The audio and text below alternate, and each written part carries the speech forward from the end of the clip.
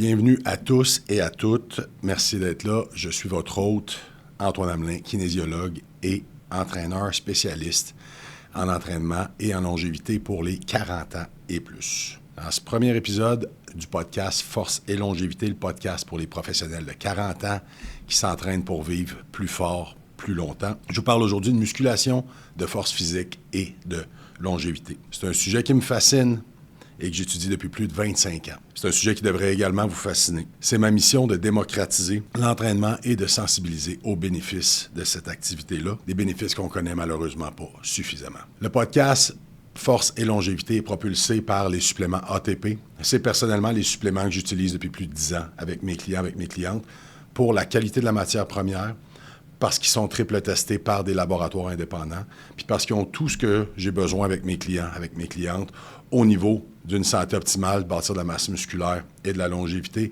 Donc, on parle ici de la protéine, on parle du magnésium, on parle des EAA, on parle de la vitamine D3, etc. Deux choses, je vous invite à aller en ligne, les commander à atplab.com et utiliser mon code promo que je vous donne pour avoir mon 15% de rabais. Hamelin 10, H-A-M-E-L-I-N en majuscule 10. Et aussi, j'ai une boîte complète de suppléments, le stack que j'utilise avec mes clients-clientes que je veux faire tirer ici pour les auditeurs du podcast. Donc, si ça vous intéresse, vous m'écrivez à coach@antoinehamelin.com, coach@antoinehamelin.com. Vous écrivez concours et parmi tous ceux qui m'écrivent, je vais faire tirer ma boîte qui vaut plusieurs centaines de dollars, des essentiels, gracieuseté de ATP. Alors, bienvenue à tous et à toutes. Merci d'être là. Je suis votre hôte, Antoine Hamelin, kinésiologue et entraîneur, spécialiste dans l'entraînement et la longévité pour les 40 ans et plus. Dans ce premier épisode du podcast Force et longévité, le podcast pour les professionnels de 40 ans et plus qui s'entraînent pour vivre plus fort, plus longtemps, je vous parle de musculation, force physique et de longévité. C'est un sujet qui me fascine depuis plus de 25 ans et que j'étudie aussi depuis plus de 25 ans et qui devrait également vous intéresser, j'en suis certain. C'est ma mission personnelle de démocratiser l'entraînement, de rendre ça accessible à tous et de sensibiliser aux bienfaits de la musculation qu'on connaît malheureusement pas suffisamment. C'est pas par accident que je me spécialise maintenant dans l'entraînement des 40 ans plus, après plus de 15 ans à préparer des athlètes de haut niveau et à travailler pour les Forces armées canadiennes, entre autres. Tes habitudes, ce que tu fais ou ce que tu fais pas à chaque jour, surtout dans la quarantaine et après, vont dicter ta qualité de vie et ta santé pour les années à venir. C'est pas ta génétique, mais plutôt ton environnement qui va dicter ou avoir un impact sur ta qualité de vie. En anglais, il y a une expression qui dit « Genetics load the gun, environment pulls the trigger ». Ça veut dire que peu importe ce que tu as dans ton fusil, dans cette analogie-là, comme bagage génétique, c'est ce que tu fais au jour le jour qui va décider si tu appuies sur la gâchette ou non et déclencher, entre autres, ces facteurs de risque-là. Donc, l'entraînement, la musculation, c'est ce qui me passionne. La longévité, c'est aussi une passion pour moi, puis c'est ma mission de te dire que tu as plein pouvoir sur comment tu vieillis. La bonne nouvelle, c'est si ce que je te dis aujourd'hui dans le podcast réveille quelque chose en dedans de toi, réveille un feu, réveille une idée que tu pourrais vivre différemment, que tu pourrais vivre plus en santé avec une meilleure énergie, bien, tu peux commencer dès maintenant. Tu peux commencer tout de suite, puis je te garantis une chose, c'est que dans un an, quand tu vas regarder en arrière sur cette décision-là, tu ne voudras plus jamais revenir comme tu étais. Pourquoi je vous parle de musculation, de force et de longévité? C'est quoi le lien? Ce qu'on sait maintenant, puis il y a beaucoup d'études qui sont sorties à ce sujet-là, c'est que tes muscles ou ta masse musculaire sont ton organe de longévité. Parce que oui, tes muscles sont un organe. Quand ils se contractent, ils relâchent dans ton corps des protéines qui viennent affecter tous les autres organes. C'est ce qui en fait un organe, un des organes les plus importants du corps humain, puis c'est surtout, ce qui est particulier, c'est que c'est le seul organe sur lequel tu as un contrôle actif. Donc, longévité.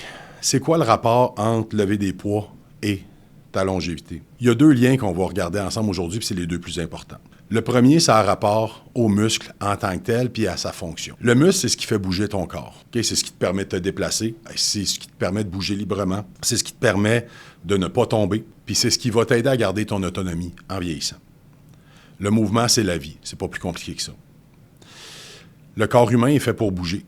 Le corps humain n'est pas fait pour être assis pendant des heures. Le corps humain est fait pour travailler. Le corps humain n'est pas fait pour être assis devant la télé pendant des heures le soir. Tu bouges plus, tu vis mieux. Point final. Mais tu as besoin de tes muscles pour ça.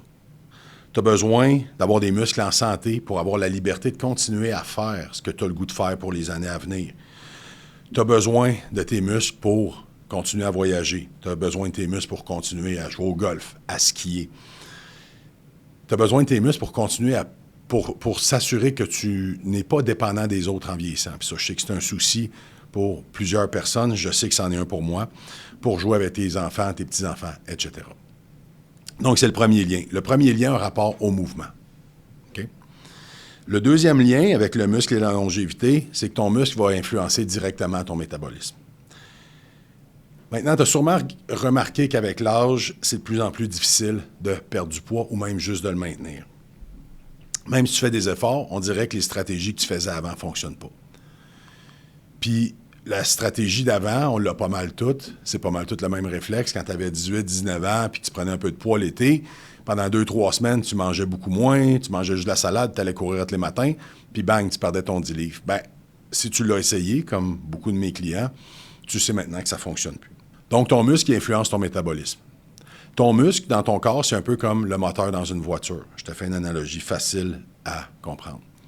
Quand tu es jeune, tu as beaucoup plus de muscles. Tu as un muscle en santé, puis c'est ton moteur métabolique. Un peu comme dans une voiture, si je te fais un parallèle, quand tu es plus jeune, tu vas avoir une plus grosse cylindrée, tu vas avoir un plus gros moteur dans ta voiture. À chaque fois que tu te déplaces du point A au point B, tu brûles plus de calories, comme ta voiture va brûler plus d'essence du point A au point B. Avec le temps, tu perds tes muscles. Je vais en parler beaucoup plus tard. Surtout si tu ne t'entraînes pas d'un entraînement structuré. Et ça a un impact direct sur ton métabolisme, ça le fait baisser. Puis ça fait baisser le nombre total de calories que tu brûles à chaque jour. Le but de ce podcast-là, c'est de vous l'expliquer en termes simples. Je ne rentrerai pas dans la physiologie parce que c'est un peu plus compliqué que ça, mais en gros, ce que tu ne brûles pas comme calories, ben, tu risques de le stocker en gras. Okay? On entend souvent que pour perdre du poids, il faut aller faire du cardio, puis pour raffiner ta silhouette, il faut faire de la musculation. C'est faux. Le meilleur moyen de perdre de la masse adipeuse, parce qu'on ne va pas parler de perte de poids ici, on va parler de masse maigre, masse musculaire, masse adipeuse. Fait que le meilleur moyen de perdre ta masse graisseuse, ta masse adipeuse, puis surtout de le maintenir dans le temps, c'est d'avoir une bonne masse musculaire. Puis je te parle de maintien parce que les statistiques nous disent que 90% des gens qui réussissent à perdre du poids l'ont repris en dedans d'un an et même plus. Donc, en conclusion, plus tu as de muscles, plus tu maintiens ta qualité de vie, plus tu maintiens ton autonomie, puis plus c'est facile de rester mince puis d'avoir un bas taux de gras. C'est pour ça que ton muscle, c'est ton organe de longévité. Fait qu'on regarde maintenant force et longévité. Pourquoi on parle de force et longévité? Traditionnellement, moi en tout cas, je sais quand je fais mon bac au-dessus de 25 ans, on parlait d'espérance de vie. Okay? Ce qui était bien important dans les pays occidentaux, dans les pays civilisés, c'était c'est quoi ton espérance de vie. Puis au Canada, c'est 81 à 82 ans. Moi, je parle tout le temps à mes clients, puis je vous parle à vous autres d'espérance de santé. L'espérance de vie, c'est jusqu'à quel âge tu vis, peu importe ton état. L'espérance de santé, c'est combien de temps tu es capable de garder une santé qui n'est pas nécessairement optimale, mais qui est assez fonctionnelle pour faire ce que tu as le goût de faire. Puis là, je vais être brutalement honnête ici. C'est mon opinion personnelle, mais ça sert à quoi de vivre jusqu'à 80 si tu passes les 10-15 dernières années de ta vie frêle, malade, dépendant des autres, in and out de l'hôpital tout le temps? Pour moi, c'est pas ça, la qualité de vie. La société envoie le message que quand tu vieillis, tu deviens automatiquement dépendant des autres. Faut que tu aies peur quand tu sors dehors parce qu'il y a de la glace, il y a de la neige. Tu dois quitter ta maison pour aller en résidence automatiquement.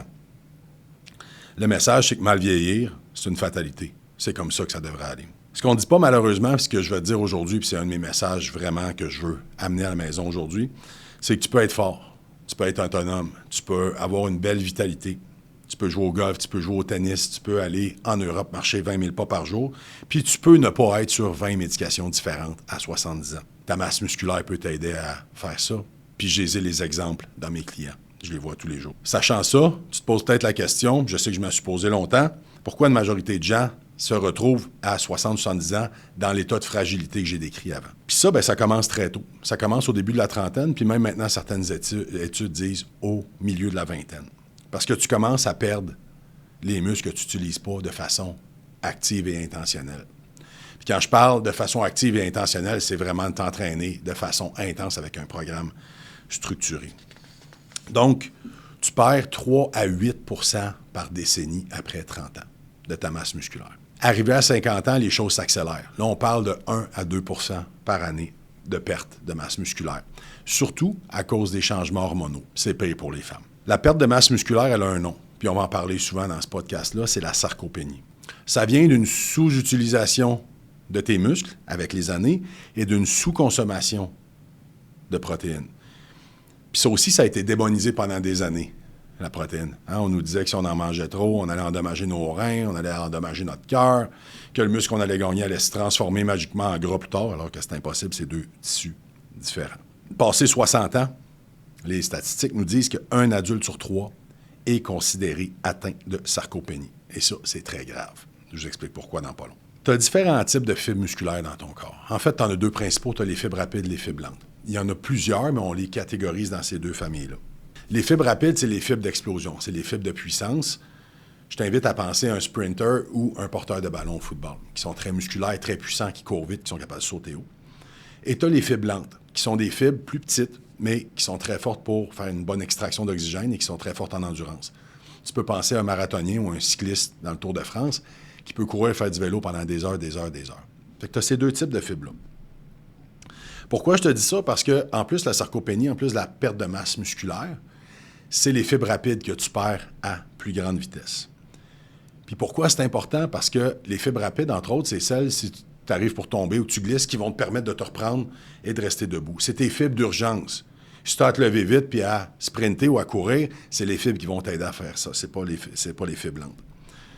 C'est aussi les fibres rapides, celles qui vont garder ton métabolisme actif. Donc, qui vont t'aider à avoir tous les bénéfices santé que je vais nommer dans les prochains épisodes et qui vont t'aider à rester mince, à avoir une bonne composition corporelle.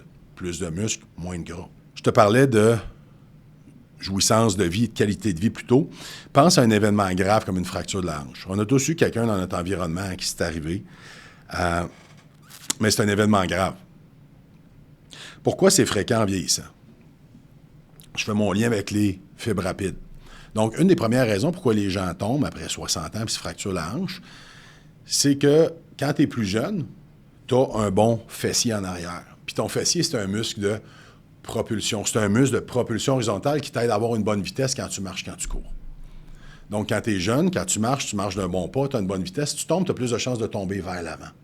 Donc, d'être capable de mettre tes mains, puis dans le pire des cas, tu te fractures le poignet.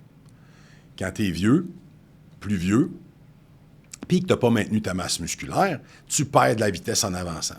En plus, tu as un autre muscle en dessous de ton fessier qui s'appelle le moyen fessier, qui est un muscle d'équilibre. Donc, si tu as perdu ces deux muscles-là, tu as une démarche qui est hésitante, tu avances à petits pas. Si tu tombes, tu as plus de chances de tomber vers l'arrière.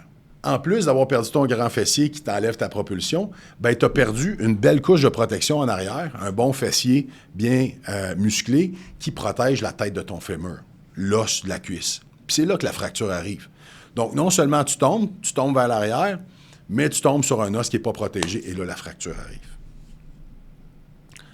En plus de ça, si tu n'as pas levé des poids de façon intentionnelle pendant des années, tes os sont devenus plus faibles. Parce que tu as beau prendre tout le calcium au monde, il faut que tu soumettes tes os à des torsions puis à des stress mécaniques si tu veux qu'ils prennent le calcium puis qu'ils gardent une belle densité, les os. Sinon, ils deviennent plus fragiles. Puis ça, il y a juste la musculation qui fait ça. La marche, le pilates, la natation, j'ai rien contre ces activités-là. C'est tout super, mais c'est pas ça qui va t'aider à garder ta densité osseuse. Pourquoi c'est grave la fracture de la hanche? Pourquoi je t'en parle? Pourquoi je mets ça dans le package avec la musculation et la longévité? Parce que ce que les stats nous disent, c'est que 20 à 25 %, donc une personne sur 4, une personne sur 5, qui ont un genre de fracture de la hanche sont morts en dedans d'un an. Une personne sur 4, une personne sur 5 qui ont une fracture de la hanche sont morts en dedans d'un an. Quand je te disais au début que le corps humain est fait pour bouger, que le mouvement, c'est la vie, bien, tu en as la preuve. Mettre quelqu'un au repos pendant 6 mois, tu vas détraquer tous les systèmes dans le corps, puis tu vas faire un vieillissement accéléré. Le corps est fait pour bouger. Si tu as une condition préexistante, comme des maladies cardiovasculaires ou un diabète de type 2, les stats montrent qu'à 30 à 40 % de mortalité en un an, c'est énorme. Il y a une étude qui est sortie en 2025 qui montrait que juste 7 jours alité, donc juste 7 jours couché dans un lit à rien faire, tu peux perdre jusqu'à 5 % de la masse musculaire sur tes jambes, qui sont les plus grosses masses musculaires du corps. Maintenant, écoute ça, on va à l'inverse. Les gens qui lèvent des poids fréquemment ont beaucoup moins de chances de tomber, ont une meilleure densité osseuse et ont 30 à 40 % moins de chances de fracture de la hanche que le reste de la population. Juste pour cette statistique-là. Si tu as 50, 60 ans et que tu n'es pas convaincu encore de lever des poids avec ce que je te dis, je ne sais pas ce qu'il va le faire. Je te parle de l'importance du fessier, là, juste un muscle. Prochaine fois que tu vas au restaurant, regarde la quantité de monde qui sont obligés de prendre leurs mains pour se lever de leur chaise. C'est un squat de base, pas de poids, rien, c'est juste un squat. Parce que ce qui te décolle d'en bas, le squat travaille les muscles de la cuisse, le quadriceps, les fessiers. Ce qui te décolle d'en bas, c'est ton fessier. Donc, tu n'as même plus suffisamment de force dans ton fessier pour te lever de ta chaise. Imagine comment tu es à risque. Comme je te disais pour la fracture de la hanche, ton équilibre n'est pas tombé. C'est un problème de société. C'est phénoménal. Note la prochaine fois le nombre de gens qui ça arrive, puis c'est un problème qui peut être prévenu quasiment à 100%. C'est des choix. Mais je sais qu'il peut être prévenu parce que j'ai ces clients-là de 70 ans dans ma clientèle. Puis je le vois au jour le jour. Ils n'ont aucun problème à se lever de leur chaise. Si tu as proche de la cinquantaine comme moi, tu le sais qu'à peu près tout le monde a mal dans le dos. Un autre rôle du grand fessier, c'est d'aider le bas du dos quand tu fais une extension, quand tu te penches pour ramasser quelque chose. C'est une grosse partie de ce qu'on appelle la chaîne postérieure, bas du dos, fessier, ischio-jambier. Quand ton fessier est faible, les maux de dos augmentent. Quand tu dors, quand tu es assis, au niveau de ta posture, puis quand tu ramasses quelque chose. Ton grand fessier, avoir un grand fessier va aussi alléger tes maux de dos de façon assez exceptionnelle. Ton moyen fessier dont je parlais tantôt, juste en dessous du grand fessier, juste en dessous du gros morceau qui est la fesse. C'est le muscle qui va te garder en équilibre quand tu es sur une jambe. On ne perd pas d'équilibre en vieillissant. Pas vraiment. En tout cas, on n'a pas de problème interne à l'oreille. Mais on perd de la stabilité. Donc ça, c'est énorme. Fait que juste avoir des bons fessiers, j'ai juste pris un muscle ici. Peut t'aider à prévenir les fractures de la hanche, à mieux marcher, une meilleure vitesse de propulsion, moins de mal de dos et être beaucoup plus stable. Immense. C'est que je revenais au message que la société nous donne, que quand tu t'en viens plus vieux, tu as 50, 60 ans, c'est le temps de ralentir, relax, man. Lève pas des poids, prends des petits poids roses au pire, puis c'est pas le temps de ralentir, c'est le temps d'accélérer. C'est le temps de mettre les bouchées doubles pour pas perdre ce muscle-là ou le regagner. Mais c'est contraire au message qu'on entend partout. C'est pour ça que je fais ce podcast-là. Sachant ce que je viens de te dire, je te pose une question, je veux que tu y réfléchisses une minute. Qu'est-ce qui est le plus dangereux pour ta santé? La sarcopénie ou l'obésité, selon toi? Je te donne mon opinion. Il n'y a rien de plus dangereux que l'inactivité physique. Il n'y a rien de plus dangereux que la perte de masse musculaire. Souviens-toi que c'est ton organe de longévité, c'est un organe qui vient affecter tous les autres organes du corps. C'est ton énergie vitale, c'est ton moteur métabolique. C'est ce qui va t'empêcher de tomber puis peut-être d'en mourir. Puis avant que je passe à l'aspect métabolique, parce que là, j'ai couvert l'aspect du mouvement humain puis de la protection, je sais qu'il y en a qui se disent « Ouais, mais Antoine, là, l'aspect cardio, tu n'as pas le choix de parler du cardio. Si tu parles de longévité, on nous a dit c'est cardio. » Relax. Il y a un autre épisode qui s'en vient qui est juste là-dessus. Oui, c'est important d'avoir un bon cardio. Oui, c'est important d'avoir un bon VO2 max. Oui, c'est aussi un marqueur de longévité. Est-ce que c'est la seule chose? Non. Moi, je te parle surtout du muscle. Là-dedans, il y a plusieurs systèmes importants. Le cardio, c'en est un. Je vais y revenir un petit peu plus tard. L'aspect métabolisme. Je t'ai dit que les deux plus gros impacts du muscle sur la longévité, c'était au niveau de la force physique, qui donne autonomie, qui va donner qualité de vie. Le deuxième, c'est au niveau du métabolisme. Quelles sont, selon toi, les deux choses que je me fais dire le plus souvent quand je commence à travailler avec un client ou une cliente qui a 40, 50, 60 ans? Je vais te les dire, je les ai compilés, parce que ça fait au-dessus de 25 ans que je fais ça. J'arrive pas à perdre du gras, surtout au niveau abdominal. Et le deuxième, c'est j'ai pas d'énergie. À 3 heures PM, je suis complètement gazé. Comment tu veux que je réussisse à aller au gym et à m'entraîner? Je t'ai souligné ces deux points-là parce que c'est deux symptômes très clairs de ce qui se passe avec ton métabolisme, surtout après 40 ans, surtout si tu as perdu beaucoup de masse musculaire. Au niveau du poids, je te l'ai dit au début, on va parler plutôt de la composition corporelle. Fait qu'au niveau du ratio de ton muscle versus ta masse grasse, je veux que tu comprennes que ton muscle, c'est ton moteur métabolique. Ton métabolisme, c'est un indicateur des calories que tu dépenses tout au long de la journée pour toutes tes fonctions vitales. Réfléchir, le cœur qui bat, la digestion, ton mouvement, tes activités, etc. Tout ça représente ton métabolisme. Tout ça représente le calcul des calories que tu vas brûler dans une journée. Il n'y a pas beaucoup de monde qui sait ça. Puis moi, je sais quand je l'ai appris, il y a au-dessus de 20 ans, j'étais le premier surpris. 70% des calories que tu brûles dans une journée, qui représentent ton métabolisme, tu les brûles au repos. En ce moment, dans ton auto, en train d'écouter le podcast, quand tu fais la vaisselle, quand tu promènes ton chien, c'est pas pendant l'activité physique intense planifiée. Ça, c'est juste 10%. Fait que je vais y revenir encore plein de fois, mais quand je te disais que juste courir pour perdre du poids, c'est bof. Okay? C'est juste 10%, puis ça va dépendre justement beaucoup de ta masse musculaire. Donc, si tu as plus de muscles, si tu as une plus grande masse musculaire, tu vas brûler plus de calories tout au long de la journée. Si tu t'entraînes fréquemment, on va vraiment aller chercher la zone payante de ton 70 % tout au long de la journée. Parce que quand tu t'entraînes fréquemment, tu le sais probablement déjà, quand tu entraînes un muscle, tu crées des petits dommages physiologiques dans le muscle, puis tu altères la chimie du muscle qui va envoyer des réponses de reconstruction, de synthèse de protéines. Ton corps va aller chercher les acides aminés via ce que tu as mangé comme protéines dans ton corps pour faire la nouvelle protéine musculaire.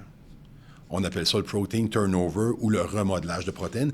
Et ça garde ton métabolisme actif, plus actif au repos, pendant 24 à 48 heures, passer un entraînement.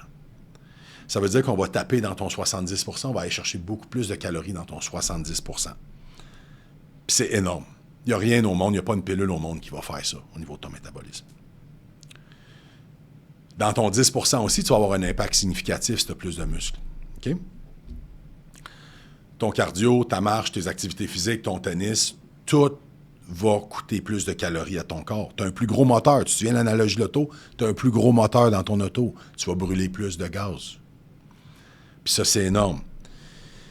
Puis je reviens à la course, puis là, je veux faire attention parce que je vais dire quelque chose, puis je veux pas que ça soit mal compris. Quand c'est le printemps, puis que je vois des gens qui recommencent à courir dans ma rue que j'ai pas vu de l'hiver, qui n'ont pas fait d'activité physique, puis qui se remettent à faire un jogging, qui sont en surplus de poids de 50 livres, qui ne sont pas entraînés depuis 25 ans, qui ont une espèce de pause si tu te demandes si c'est de la marche ou du jogging. Puis là, je fais attention. Là. Antoine, tu es en train de bâcher. Non, pas du tout. Je respecte n'importe qui a le désir de se remettre en forme puis qui prend action. Mais cette personne-là, c'est sûr que si elle vient me le demander, je vais lui dire le jogging n'est peut-être pas la meilleure chose pour toi. Parce que tu ne brûleras pas beaucoup de calories, parce que tu n'as pas une grosse masse musculaire, puis parce que tes jambes ne sont pas prêtes pour les impacts de ton poids plus 50 livres. T'es mieux de faire de la musculation au début puis de te dépêcher à perdre de la masse adipeuse pour avoir un genou plus en santé, puis justement pour avoir un meilleur moteur métabolique. Donc, le cardio seul, si tu as perdu beaucoup de masse musculaire, c'est bien, mais c'est pas suffisant. Un autre effet métabolique d'avoir plus de muscles, qui est malheureusement pas très connu, mais je vais vous en parler beaucoup dans cet épisode-ci puis dans le prochain, c'est que le muscle, c'est un gros consommateur de glucose. C'est quoi le glucose? En termes simples, le glucose, c'est le sous-produit que le corps va produire qui est rapidement utilisable à partir des glucides que tu manges. Les glucides, quand on parle de glucides, il y en a qui parlent de carbs, il y en a qui parlent de féculents. Ça va aller des fruits et légumes aux patates douces, riz, quinoa, pâtes, jusqu'au pain blanc raffiné, jusqu'aux chips, jusqu'aux jujubes, jusqu'aux gâteaux. C'est toutes des glucides. C'est toute la grande famille des glucides. Puis on entend depuis des années que pour maigrir, il faut absolument couper les glucides. Il faut absolument couper les carbs. Les carbs sont mauvais, c'est à cause des carbs que les gens sont en surpoids, etc. Les carbs ne sont pas mauvais. Les glucides ne sont pas mauvais. Je t'ai nommé tout le spectre des glucides ici. Est-ce qu'on mange les mauvais glucides? Souvent, oui. Est-ce qu'on en mange trop? Pour la majorité de gens, pour leur niveau d'activité physique, oui. Il faut se rappeler que les glucides, transformés en glucose, c'est du fuel. Si tu ne sors pas ton auto de l'entrée le matin, as-tu besoin de mettre de l'essence dans ta tank? Il va y avoir un overflow. Puis, surtout, on ne les mange pas au bon moment. Puis pour une majorité de gens, il faut que tu penses que le corps les utilise simplement pas. Les glucides, c'est du fuel. Parce que les glucides, c'est le fuel, c'est l'essence préférée du muscle qui travaille. Le glucose va aller à 3 places dans le corps. Le glucose va servir au cerveau, très important.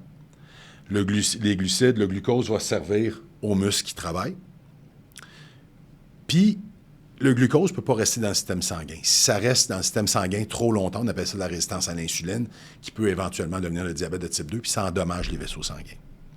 Donc, le glucose, qui n'est pas utilisé par les muscles, par le cerveau, risque d'être stocké en gras.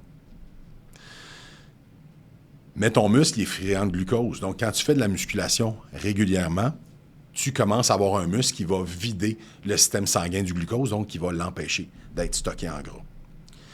Puis tu utilises ton glucose pendant l'entraînement, mais aussi après l'entraînement. Parce qu'après l'entraînement, ton muscle va chercher à refaire son glycogène sanguin. C'est quoi du glycogène? C'est une forme de glucose stockée dans le muscle qui est prête à être utilisée dans des grosses contractions, dans des gros efforts. Il se vide assez vite, le glycogène sanguin. Donc, quand ton muscle, pendant un workout, n'a plus de glycogène sanguin, il va aller chercher le glucose directement dans le système sanguin. Donc, quand je te disais, l'effet du muscle qui va vider le système sanguin, c'est vraiment intéressant. Tes contractions musculaires vont faire ça, même en l'absence d'insuline, ce qui est encore mieux justement pour quelqu'un qui développe de la résistance à l'insuline. Fait que regarde comment ton corps humain il est bien fait. OK? Tu t'entraînes. Tu vides ton muscle de ton glycogène. Quand ton muscle est vidé de ton glycogène, ton muscle peut aller chercher du glucose dans le système sanguin. Puis quand tu as fini ton workout, c'est pas terminé. Ton système musculaire va aller repuiser à nouveau du glucose dans ton système sanguin pour refaire le glycogène que tu as brûlé pendant le workout en prévision du prochain. Donc, plus tu l'utilises, ton muscle, plus tu as une habitude de musculation fréquente, plus ton muscle devient habitué à faire ça. Plus tu as une bonne masse musculaire, plus il devient efficace, plus il a besoin de glycogène et de glucose. Ça fait qu'idéalement, si tu manges la bonne quantité de glucose, de glucides, si tu prends le bon type de glucides, puis si tu les manges principalement autour du workout, tu n'auras pas de problème, puis ça va t'aider à avoir, une bonne santé, 2, des bons workouts productifs, puis 3, à baisser ton taux de gras. Puis pourquoi baisser ton taux de gras? Parce que ta glycémie, ou ce qui arrive quand tu manges des glucides, ne peut pas être élevé toute la journée, tout le temps. Parce que ton corps, c'est très simpliste ici, mais ton corps, il y a une switch on-off au niveau de son fuel préféré. C'est le glucose ou les acides gras qui viennent du gras que tu veux brûler sur ton corps. Puis si tu as une présence de glucose tout le temps, bien, le corps, il va préférer le glucose, c'est plus facile. Donc, on veut un impact au niveau du glucose autour du workout pour fueler le muscle et refaire le glycogène. Puis le reste de la journée, on veut la mettre à off, justement pour que ton corps puisse consommer des acides gras. Beaucoup de stock ici, si on résume ce qu'on vient d'apprendre, la perte de poids est difficile après 40 ans, parce que je l'ai nommé, puis tu le vis, je le sais, tu le vis, tu le sais. Tu as perdu ton muscle. Ton métabolisme est au ralenti, tu brûles simplement moins de calories au repos, puis moins de calories pendant ton workout. Les glucides que tu manges sont souvent trop transformés, ils ont un gros impact au niveau de ta glycémie, puis tu ne les manges pas au bon moment. Résultat, ils sont plus souvent stockés en gras, donc ça vient tout contrer tes efforts. Puis même si tu fais des efforts, souvent tu les fais à la mauvaise place parce que tu t'es fait dire de faire du cardio, puis à force de faire du cardio, puis que tu es juste brûlé, puis que tu continues à pas avoir de résultats, bien ta motivation fout le camp. Puis dernièrement, tu n'as pas beaucoup d'énergie pour t'entraîner, donc tu skippes complètement tes workouts. Puis ça, c'est le dernier point auquel je vais toucher aujourd'hui, parce qu'il est vraiment important, l'énergie. Parce que le but de mon podcast, quand je te disais, c'était de démocratiser l'entraînement, c'est aussi de te faire comprendre les bienfaits potentiels sur le 40, 50, 60 ans, avec les enjeux que je vis et que mes clients vivent. Donc, l'énergie, c'est le dernier point auquel je touche. Puis quand je te disais plutôt que la sarcopénie était plus grave, à mon avis, que le gain de masse adipeuse, tu viens d'en avoir les raisons. OK? Ta perte d'autonomie, risque de chute qui peut mener à une mortalité précoce, mauvaise gestion du glucose. J'en parle beaucoup au 2e épisode, tu vas voir les impacts sur la santé sont vraiment importants. Mais aussi le manque d'énergie qui afflige une grande majorité de gens. Fait que c'est quoi le lien entre la masse musculaire et l'énergie? Je te le dis en un mot, puis je vais le dire souvent ce mot-là, c'est la mitochondrie. Okay? La mitochondrie, c'est une organelle, c'est un tout mini-organisme microscopique que tu retrouves partout dans le corps humain, mais en grande quantité dans les muscles et surtout dans les fibres rapides. Tu te souviens, je t'ai parlé de l'importance des fibres rapides. Son rôle, c'est d'aller chercher les nutriments dans le sang puis de les convertir en énergie. Une énergie qui est rapidement utilisable, qui s'appelle l'ATP, l'adénosine triphosphate, qui est la base de toutes les contractions musculaires, que ce soit le cœur, le système digestif ou le muscle squelettique. Donc, quand tu perds du muscle, tu perds ta capacité à produire de l'énergie dans ton corps. Je te fais une analogie. Quand tu as 20 ans, ton usine à faire de l'énergie, elle a 50 000 pieds carrés, elle a 200 travailleurs, puis elle travaille 7 jours sur 7. Tu n'as pas fait attention à ton muscle, tu ne l'as pas entraîné à 50 ans. Ton usine de 50 000 pieds carrés est rendue à 15 000. Tes 200 travailleurs, il en reste 40, puis ils ne rentrent pas le lundi matin, puis ils collent tout malade le vendredi, puis ça roule 3 jours sur 7. Ça fait que c'est pour ça que tu as moins d'énergie, en gros. Puis là, le cercle vicieux commence. Là, Antoine, comment tu veux je m'entraîne après ma journée de travail, j'ai pas d'énergie, je suis pas capable. Je dis, oui, mais justement, tu veux de l'entraînement pour retrouver ta mitochondrie, pour avoir de l'énergie, pour t'entraîner. Donc, on rentre dans le cercle vicieux ici. Donc, tu t'entraînes régulièrement, tu as plus de masse musculaire, tu vas avoir plus de mitochondrie, tu vas avoir une mitochondrie plus active, tu vas avoir plus d'énergie. Puis là, fais attention, il y en a, je sais, qui vont me dire « Ouais, mais Antoine, des fois, après un workout, je suis vraiment fatigué. » Je te parle d'énergie overall dans ta vie. C'est normal qu'après un workout intense, ce dont tu as besoin pour bâtir du muscle, tu sois plus fatigué. C'est normal. Overall, dans ta vie, en général, avec le temps, ça va te donner plus d'énergie. Puis je vis ça depuis 25 ans. Des clients qui me disent « Au début, je n'avais pas de gaz m'entraîner, ça me prenait tout, mais après un an, je ne peux pas croire. Je ne peux pas croire l'énergie que j'ai, la vitalité que j'ai, les gens ne me reconnaissent pas. Mais pour ça, tu dois faire le premier pas. Tu dois passer par-dessus le fait que là, tu n'en as pas d'énergie parce que c'est conséquence de tes choix. Tu dois bouger dans la bonne direction pour avoir les bénéfices. » Fait que ces explications-là, comprends-tu mieux l'impact du muscle sur ton métabolisme maintenant? On parle de meilleure composition corporelle. Plus de muscles, moins de gras, entre autres, à cause de ton métabolisme qui est augmenté. On ne parle pas de perte de poids ici. Je m'en fous que tu pèses 160 livres si tu as 30 % de gras. Je préfère que tu pèses 190 à 20 % ton poids est irrelevant ici. Plus d'énergie, moins de stockage de gras à cause d'une meilleure gestion du glucose, capacité de manger plus des bons glucides autour du workout, plus de muscles pour faire les sports et les activités que tu aimes, puis à un plus haut niveau, on va encore aller chercher plus de calories dans ton 10 %, puis on va avoir un plus gros enjoyment de tes activités parce que tu vas pouvoir les faire à un niveau, tu ne seras plus obligé de jouer au tennis en faisant tout le temps attention à tes pas et à tes genoux. C'est pour ça que ça fait un quart de siècle que je dis que la musculation, c'est la chose la plus proche de la fontaine de jouvence. C'est ton meilleur outil pour bien vieillir, point final. Dans le prochain épisode, je vais te parler de l'impact de la musculation sur la santé, spécifiquement à des niveaux que tu n'imagines même pas. Parce qu'on n'en parle pas de ça. Moi, je suis là pour vous en parler. Puis si tu es comme moi, proche de 50 ans, tu prends 0 médicament, puis que tu veux que ça reste comme ça, c'est un épisode à ne pas manquer. Je te remercie d'avoir été là. Je te remercie d'avoir écouté.